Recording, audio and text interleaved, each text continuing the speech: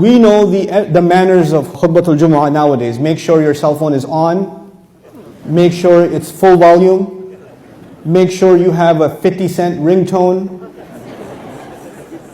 But make sure you find some friend who will call you right at that time.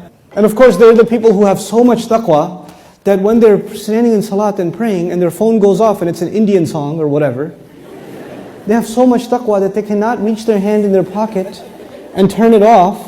We have to listen to the entire thing.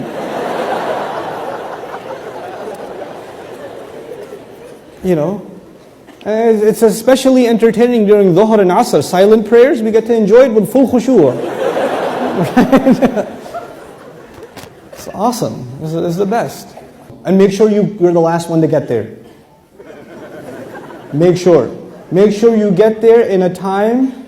Maybe catch like the second ruku', so you can fulfill the accounting principle LIFO, last in, first out.